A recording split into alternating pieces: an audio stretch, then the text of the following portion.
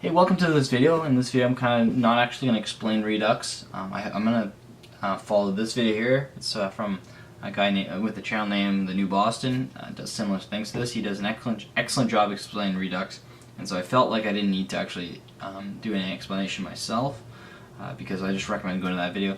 But I also put up this video here. This was MERN Boilerplate. I was just showing you a starting point for getting started with MERN.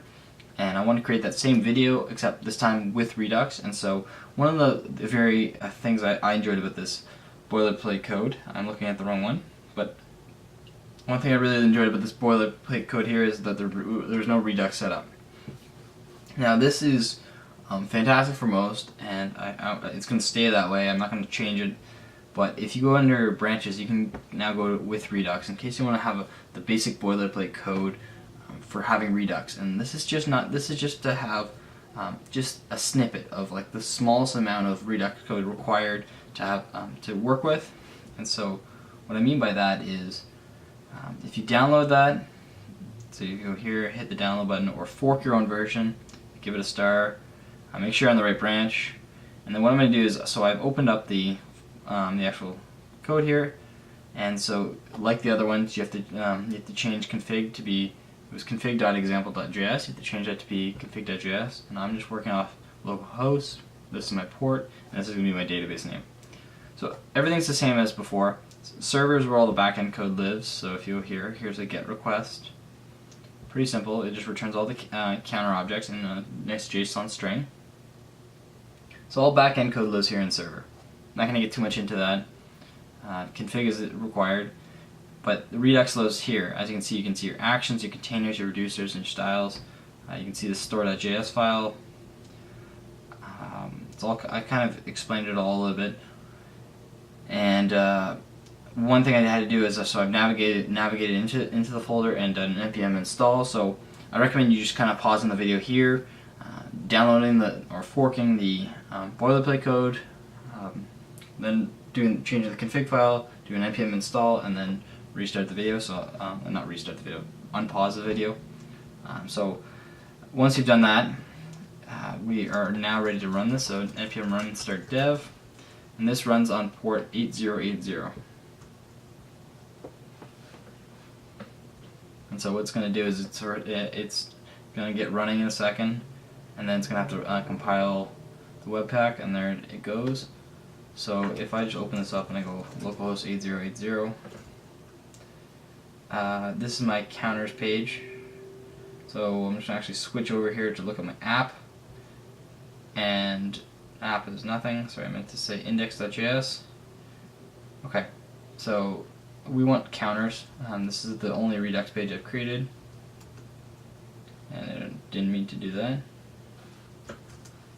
Counters, and so this is the counters page. This is where all the Redux stuff is happening. So first thing I want to do is hit new counter.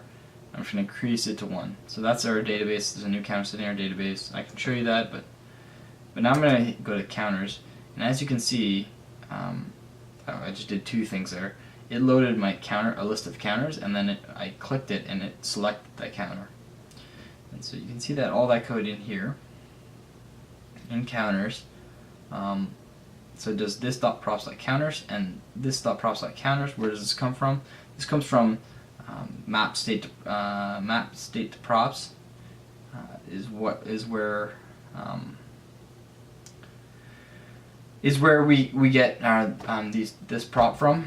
This is kind of the Redux thing, and the other one is the selected counter, same idea.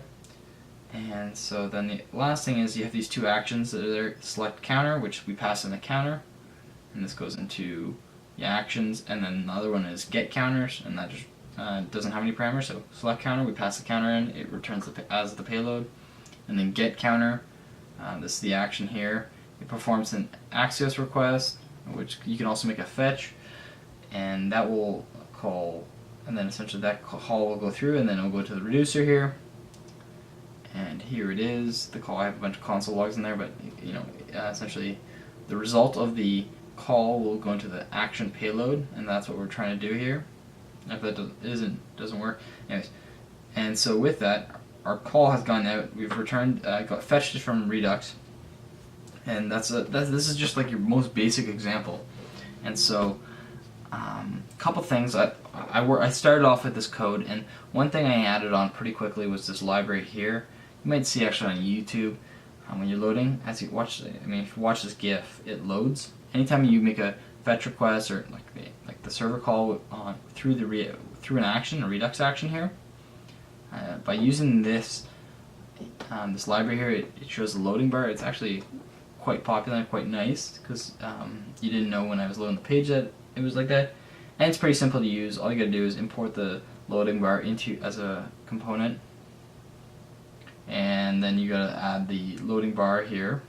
So add this line here and this line to your store.js here, I think. Yeah, no. Yeah, inside the create store and apply middleware. You would add it here as a third, throw another comma in there, and that's where you would go. So that's what I'm just, yeah, because you want to put it in the middleware. And so that's where that would go. Anyways, this video's been incredibly short. I just want to show you that you can actually use this MERN Boilerplate to get started with Redux. I try to keep it as simple as possible. Check out the new Boston's videos for if you want to understand Redux, and then we'll come back and work off this code because I'm gonna keep creating videos off this code. So thanks for watching. Please subscribe. I'm gonna come out with a new video next Wednesday.